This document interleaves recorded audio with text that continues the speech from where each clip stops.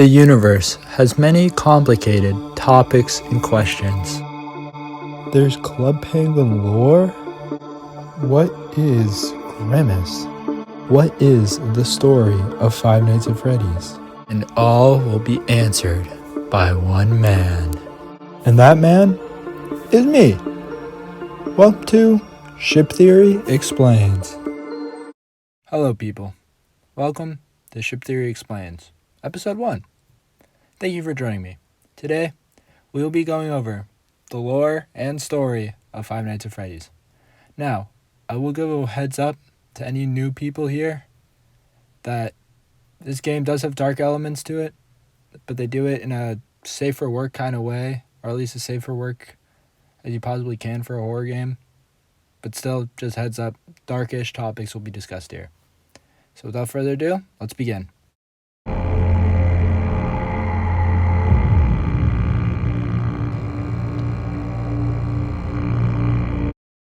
Five Nights at Freddy's 1 is the first Five Nights at Freddy's game released by Scott Cawthon. It contains 4 animatronics and a 5th bonus one. These animatronics being Freddy Fazbear, the bear animatronic that the in-game restaurants as well as the actual games are named after. His nose also makes a noise if you are able to boop it, which is a long-running gag in the series. Bonnie the Bunny, the animatronic bunny who's the main guitarist of the animatronic band, also the most aggressive animatronic throughout the first couple of games. Chica the chicken animatronic that is usually heard making noise in the kitchen. She also carries a cupcake animatronic that the fans have named Carl. Foxy, the pirate fox animatronic. He's probably one of the more interesting ones of the original lineup due to the fact that he's the only one able to run at you, and due to the fact that he sings a little song randomly throughout the nights. And finally, the rare animatronic Golden Freddy. You can go an entire playthrough without seeing this guy, but if he jump scares you, he crashes your game. Golden Freddy will go on to become one of the most important characters throughout the entire game series. Then there's Phone Guy. Phone Guy is a human character who likes to greet you and teach you more about the job you are working at. It seems he has been working at the Freddy Fazbear restaurants for a long time, as he is very knowledgeable about the animatronics. Through his phone calls during all the nights, you learn more and more about the pizzeria and the story of this place. The objective of these games is to survive all 5 nights, and even a couple additional nights, at Freddy's. Now, you may be wondering why the character you play as decides to keep coming back to a job that is actively risking his life every single night. But we'll get back to the main character, the character we play as, in a little bit. Night 1 starts out normal enough. Phone Guy calls you and welcomes you to the Fazbear Enterprise.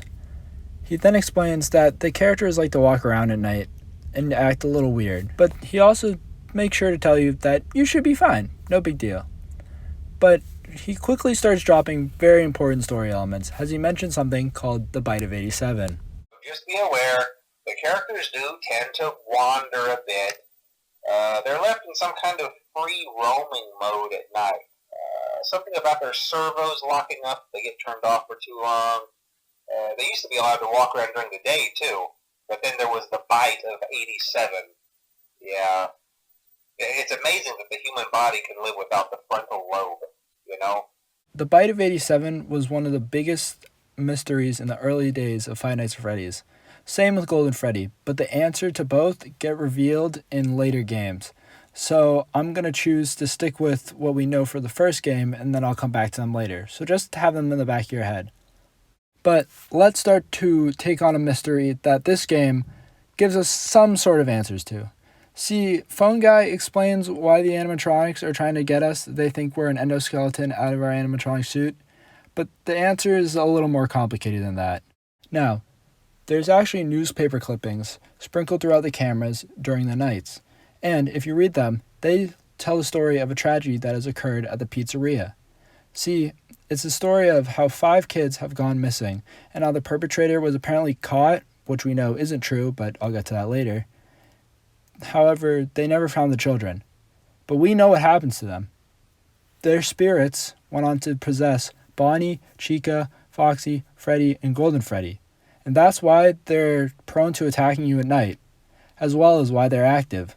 It also states that in one of the news articles that Freddy Fazbear Pizza is going to be shut down due to the animatronics having a terrible odor coming from them. Back in the office, our character continues on his 5 nights at Freddy's. Phone Guy will drop calls at the beginning of each night, just telling us how each animatronic works. However, on the 4th night, it takes a tragic turn. Oh, hello! Hey, wow, day 4. I knew you could do it. Hey, listen, I may not be around to send you a message tomorrow. It's been a bad night here for me. I'm kind of glad that I recorded my messages for you when I did. Hey, do me a favor. Maybe sometime you could check inside those suits in the back room. I'm going to try to hold out until someone checks. Maybe it won't be so bad. Yeah, I always wondered what was in all those empty heads back there. You know. Oh no. Yes, Phone Guy has presumably bit the dust.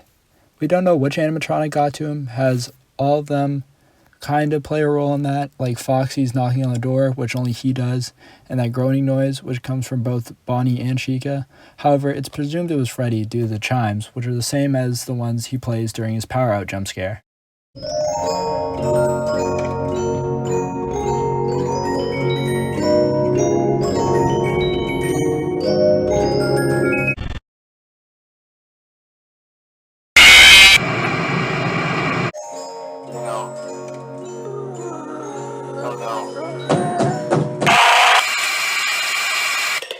Even after this tragic loss, our player character is able to survive not only a 5th night, but a 6th night, and he even earns a paycheck for his efforts. This paycheck reveals his name is Mike Schmidt. However, this is not true, but we find that out again in a later game. What players have found out from this paycheck by calculating minimum wage is that this game takes place in 1993. 5 to 6 years after the Bite of 87. Unfortunately for our friend Mike, he has one more task to beat. Custom Night. This is the hardest mode in this game, where you must turn all the animatronics up to 20 to get the true ending. And what do you get for beating this Herculean task? You get fired. But the reasons for being fired, especially odor and tampering with the animatronics, are very important. Just remember that for the next game. And with that, we leave this building to be shut down by the end of the year. And it looks like we're going to need a new job.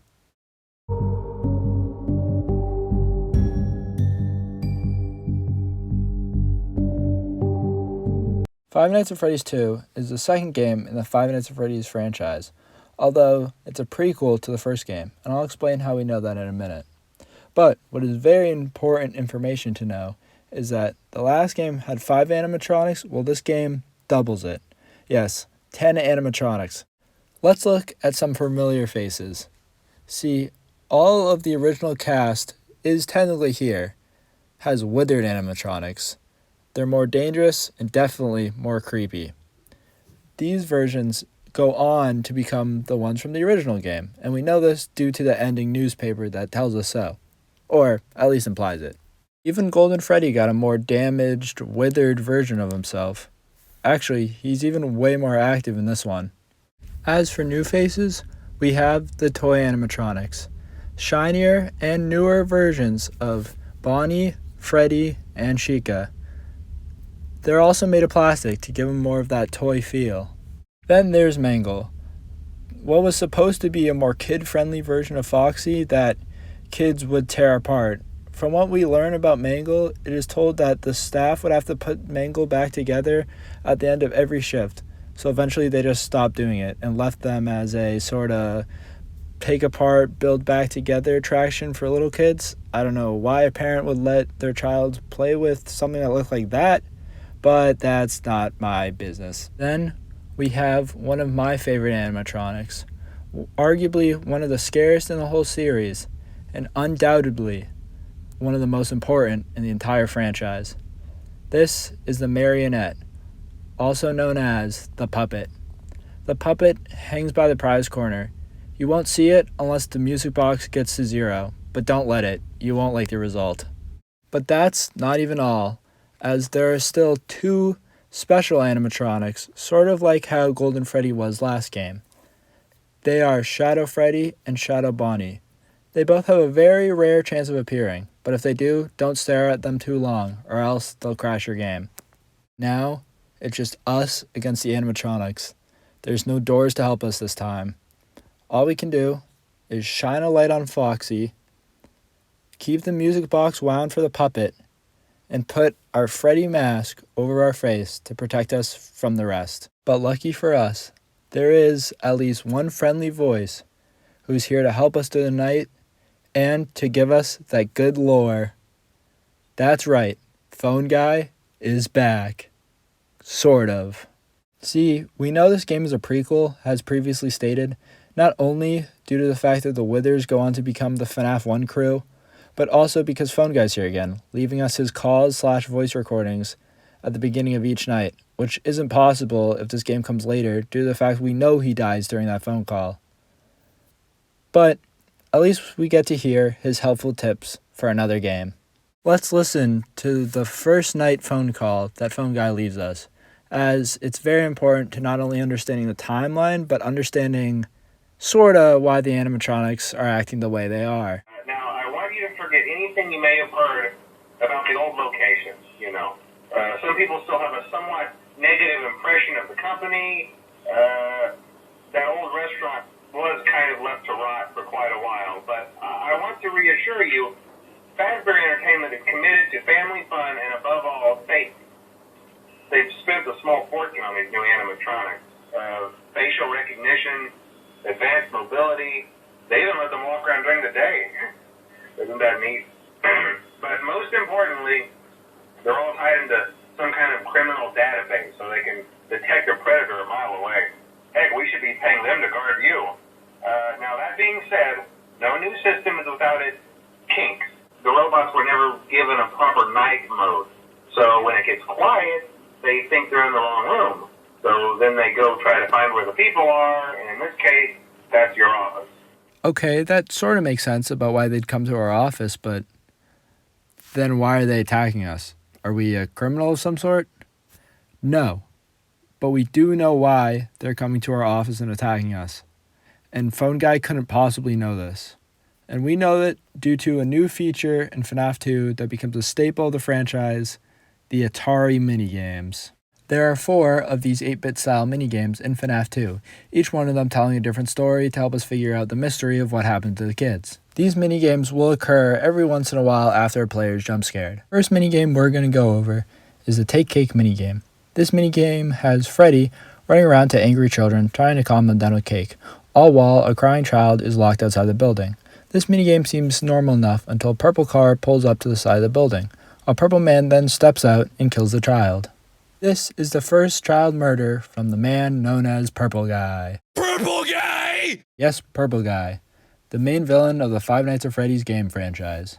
But we'll get back to him later. The important things to know about this game is that this is Purple Guy's first kill, and that the child he kills goes on to possess the puppet. We know this because the puppet jump scares us at the end of this minigame every single time you play it. Next minigame is the Foxy Go Go Go minigame. This minigame has Foxy running to 3 different rooms, each of them filled with children. The first 2 start out normal, and it seems like it's just Foxy going to cheer up some kids, but the last minigame, Purple Guy is back yet again, and you walk into the room, and all the children in the room are dead. This is to show the missing children's incident, the 5 children that went missing and went on to possess the original animatronics. We know Foxy hasn't been possessed yet, due to the fact that he runs by Purple Guy instead of attacking him, which he would do if he was possessed. The next minigame we're going to go over is arguably the most important in the franchise. This one is called Give Gifts, Give Life, and it shows the puppet first giving gifts to the dead body of the children. Obviously that doesn't work, but the puppet is by the prize corner, so that's what usually helps to cheer up children. So instead, he gives them life by putting them with the animatronics, linking their spirits and bringing the animatronics alive. This minigame ends with a Golden Freddy jump scare. See, you may be asking yourself where the 5th child is. After all, the missing children's incident is 5 children, and there are 5 children in the room that Foxy walks in on. So where's the 5th kid? Well, they actually appear at the end of this minigame, right before Golden Freddy jump scares you. Their spirit only appears for a single second, so it's easy to miss. So, with the puppet's help, these animatronics now have angry, vengeful spirits inside of them. This actually goes directly into the next thing we're going to go over, the post-night cutscenes. These cutscenes have us playing as Freddy on the Fnaf 1 stage, next to Fnaf 1 Bonnie and Fnaf 1 Chica. First night, it's normal. The animatronics are just looking outwards, and nothing happens. And then it proceeds to go off the rails. Second night, both Bonnie and Chica are looking at you. This is yet another way of the game letting you know that those animatronics are possessed. Night 3 is easily the creepiest night yet, as both Bonnie and Chica are looking at you, except their eyes are gone. This night also comes with a special visitor. That's right, Golden Freddy takes to the stage to look directly at you. This final cutscene comes with a special visitor. The puppet is right in your face as Bonnie and Chica go back to just looking at the stage. This is to show that the puppet was in the FNAF 1 location, has sort of a watchful spirit. This brings us to the last FNAF 2 death minigame. This minigame sees Freddy walking around the FNAF 2 location. He's being led by the puppet. As Freddy is following the puppet, he not only comes across other animatronics, but he comes across more dead children. The purple guy has struck at this location. The events of this minigame also affect the main gameplay, as Phone Guy in the later nights tells us about how the building is now under investigation. There's been somewhat of an investigation going on. We may end up having to close for a few days. I don't know. I want to emphasize, though, that it's really just a precaution. Fazbear Entertainment denies any wrongdoing. These things happen sometimes. It'll all get sorted out in a few days. Just keep an eye on things, and I'll keep you posted. Oh, hey, good job, night 5. Keep a close eye on things tonight, okay? From what I understand, the building is on lockdown. No one is allowed in or out, especially concerning any previous employees. When we get it all sorted out, we may move you to the day shift. A position just became available. We don't have a replacement for your shift yet, but we're working on it. We're going to try to contact the original restaurant owner. I think the name of the place was Fredbear's Family Diner or something like that. It was closed for years, though. I doubt we'll be able to track anybody down. So just get through one more night. Hang in there. Good night. Almost everything Phone Guy says in that Night 5 call is very important. The previous owner will come up in a way later game, so keep that in mind once Part 2 comes out. But about the day shift, it is heavily theorized that Purple Guy was actually the day shift worker, and once he killed the kids, he fled the scene. Despite all that is happening around him, our player character is able to survive his 5 Nights at Freddy's, and he earns a paycheck for his efforts. This paycheck reveals that the character we're playing as is named Jeremy Fitzgerald, and that this game takes place in 1987, which is very important, and I'll explain why in a minute. Then Jeremy comes back for a 6th night, and it seems he's missed some very crucial information which Phone Guy tells us about. Hello. What on earth are you doing there? Didn't you get the memo? The place is closed down, at least for a while. Someone used one of the suits. We had a spare in the back, a yellow one. Someone used it. Now none of them are acting right. Listen, just finish your shift. It's safer than trying to leave in the middle of the night. We have one more event scheduled for tomorrow, a birthday. You'll be on day shift. Wear your uniform. Stay close to the animatronics and make sure they don't hurt anyone, okay? For now, just make it through the night. When the place eventually opens again, I'll probably take the night shift myself. Okay, good night and good luck. That's right, ladies and gentlemen. We are seeing the effects of what Purple Guy has done in this restaurant. Now, you may be asking yourself, what about the yellow suit? And don't worry, we'll get to that in the next game. But luckily for Jeremy, he is able to survive his extra night, and he even gets a bonus paycheck for his efforts. And he gets moved to the day shift for that birthday party. We find out multiple things after beating this night. First off, we find out that this restaurant is now being closed down, with the toy animatronics being thrown away. However, the withered animatronics are going to a smaller location, and they'll be rebuilt. AKA, The FNAF 1 animatronics are going to the FNAF 1 location. This thing we know is that Jeremy goes on to work that day shift party, which is very important, but before we get to that, we have one more challenge to go through. This game presents us with one final challenge, 10-20 mode, one of the hardest custom night challenges in any FNAF game in my opinion. And what could you possibly get if you beat this incredibly challenging task? You get fired, again, for the same reasons as last time too. But if you take a closer look at the pink slip, you'll notice it doesn't say the name Jeremy on it. It says Fritz Smith, a combination of Mike Smith and Jeremy Fitzgerald. Mike Smith being the character you play as in the first game, and Jeremy being the character you play as in this game. I'm going to let you all know right now, Mike Schmidt and Fritz Smith are apparently the same character, or at least that's heavily theorized. But who they actually are won't be revealed till later, because it's much easier to explain it in a later game. So make sure you subscribe and come back for part 2. I promise you it's worth the wait. Now, you may be asking yourself, what happened to Jeremy? Well, we unfortunately know what happened to him due to the call phone guy gives us in FNAF 1. They used to be allowed to walk around during the day, too. But then there was the bite of 87. Yeah. It's amazing that the human body can live without the frontal lobe, you know? That's right, ladies and gentlemen. The character that is heavily theorized to be the victim of the bite of 87 is none other than Jeremy. Which is super unfortunate, because that bite was more than likely meant for the previous day guard, which was more than likely Purple Guy. So, not only did an innocent man get hurt, but Purple Guy is still at large. Purple Guy still being around is actually the main point of the next game. So why don't we just hop right into it.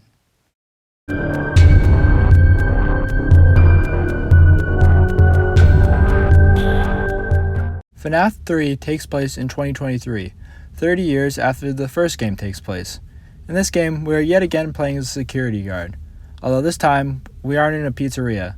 This location is called Fazbear Frights. Fazbear Frights is a horror attraction based off the horror stories and tragedies that occurred at the Freddy Fazbear pizzerias. As we start our first night, there's nothing interesting in the attraction just yet, but soon we get a phone call and we hear a interesting voice. Hey, glad you came back for another night. I promise it'll be a lot more interesting this time. Yeah, definitely different than what we're used to with Phone Guy.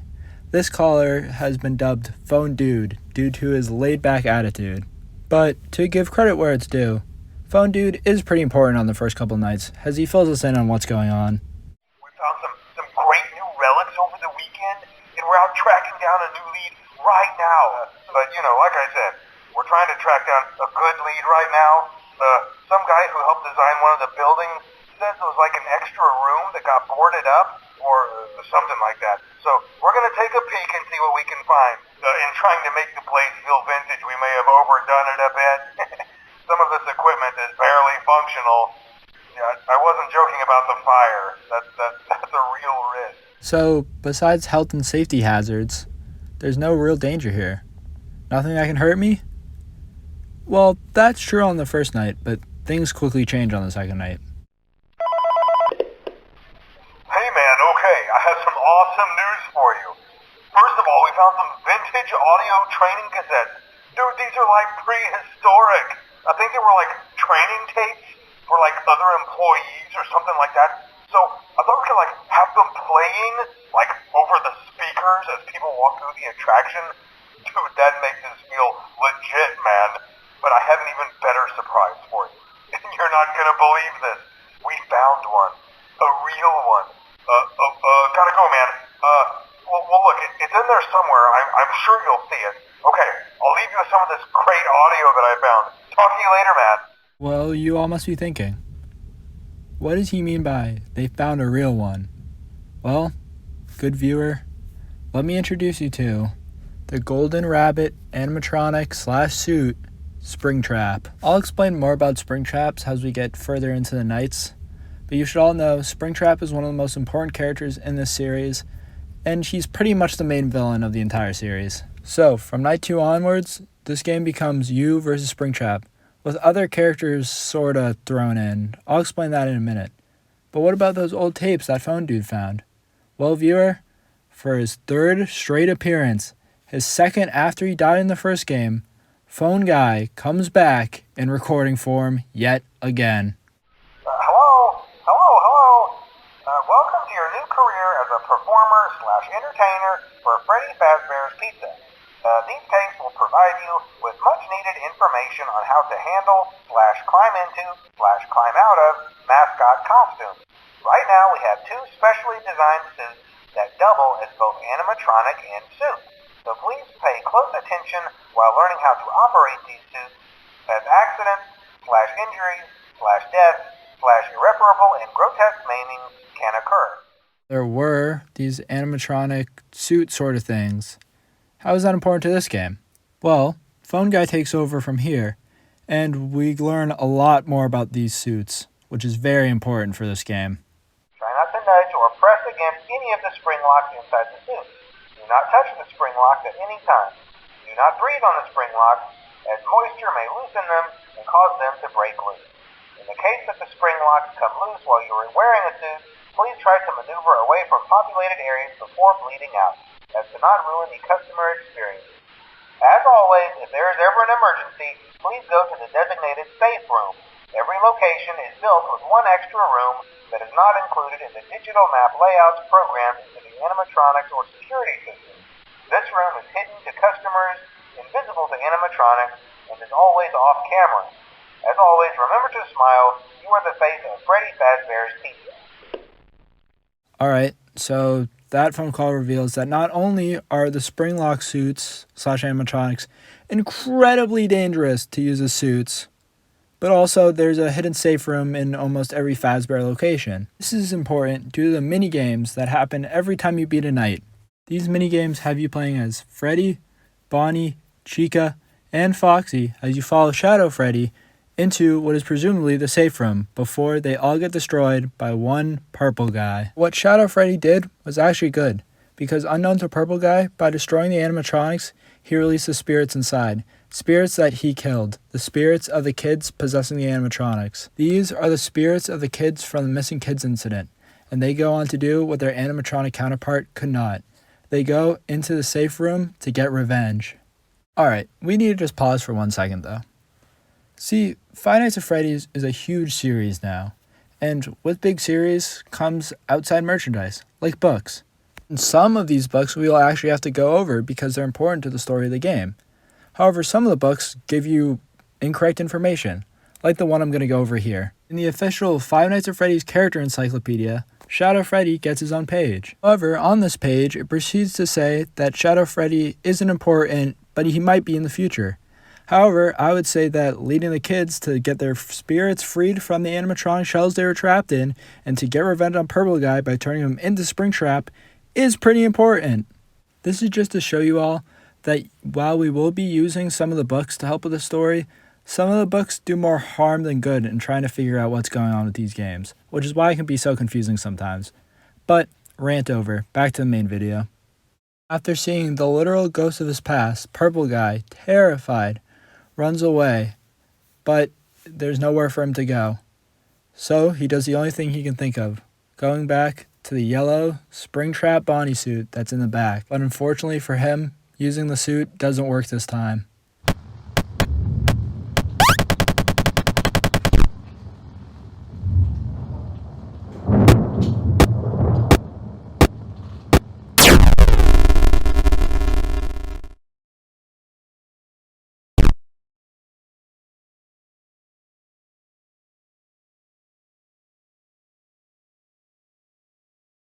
That's right. Purple Guy gets spring-trapped and is effectively left in the safe room to die. Although obviously he doesn't, since he appears in this game. Although Purple Guy must have spent a long time in those safe rooms due to the fact that the mini-games take place in the Fnaf 1 location and he wasn't found until this game, so he's been stuck there for at least 30 years. We also know that his body has pretty much fused with the Springtrap suit. They are now one and the same. You're probably wondering why he wasn't found by a Freddy Fazbear employee, and while it's totally possible that he could have been, Phone Guy's recordings in the later nights explain to us that not only did the Fazbear company run into problems with the Springtrap suits, but also the safe rooms, and William Afton using both the safe room and the suit to lure and kill his victims. Hello. There's been a slight change of company policy concerning use of the suit. Don't. After learning of an unfortunate incident at the sister location involving multiple and simultaneous spring lock failures, the company has deemed the suit temporarily unfit for employees. Safety is top priority at Freddy Fazbear's Pizza, which is why the classic suits are being retired to an appropriate location while being looked at by our technicians. I repeat, the classic suits are not to be touched, activated, or worn. That being said, we are free of liability. Do as you wish. Hello. This is just a reminder of company policy concerning the safe room. The safe room is reserved for equipment and or other property not being currently used and as a backup safety location for employees only. This is not a break room and should not be considered a place for employees to hide and or congregate. And under no circumstance should a customer ever be taken into this room and out of the main show area. Management has also been made aware that the Spring Bonnie animatronic has been noticeably moved and would like to remind employees that this costume is not safe to wear under any circumstances. Hello. This is just to inform all employees that due to budget restrictions, the previously mentioned safe rooms are being sealed at most locations, including this one. Work crews will be here most of the day today, constructing a false wall over the old door face. Nothing is being taken out beforehand, so if you left anything inside, then it's your own fault. Management also requests that this room not be mentioned to family, friends, or insurance representatives. Thanks again, and remember to smile. You are the face of Freddy Fazbear's Pizza. So, now that we all know who Springtrap is and what happened to him, let's go back to the main gameplay. See, not only are we stuck in a 1v1 versus Springtrap, but there are also other enemies. These are the Phantom animatronics, although personally I think they look more like watermelons than phantoms, but that's neither here nor there. Even though they're called animatronics, they actually aren't. They're hallucinations due to poor circulation and airflow in the building. So they can't even kill you. However, they can make it easier for Springtrap to kill you, so they're still kind of a danger. So, you fend off Springtrap and avoid the phantoms for 5 nights, and what do you get? The bad ending. Yep, for the first time in this franchise, Fnaf 3 has 2 endings. Actually, getting the good ending is a very complicated process. It requires you to play the 5 nights and do a different thing on each of the nights, which takes you to a different minigame. These minigames, while they seem normal enough, are anything but. You actually can't get the good ending if you play them like how they're supposed to be played. Instead, you have to use glitches to jump through walls and fall down the stage to get to different areas. While these minigames are kind of random, they all end with the same goal, giving cake to a dead spirit, which cheers them up. These minigames do reveal some interesting things though, such as we get to see Golden Freddy is actually the other Springlock animatronic / suit, as he's seen performing right next to Spring Bonnie, aka Springtrap. We also get to take control of him on his mission to go give cake to the dead spirit. We even take control of Shadow Bonnie in one of these minigames. This is also the only appearance of Shadow Bonnie in this game. After delivering cakes to all the spirits, there is one minigame left for us to finish. This minigame is known as Happiest Day. Happiest Day has us playing as a spirit running through a bunch of birthday parties, before eventually reaching a room of 5 kids, one of them crying. The spirit you play as then runs over and gives the crying child cake. This gives the crying child his happiest day, which releases the spirits of Freddy, Foxy, Bonnie, Chica, Golden Freddy, and the puppet.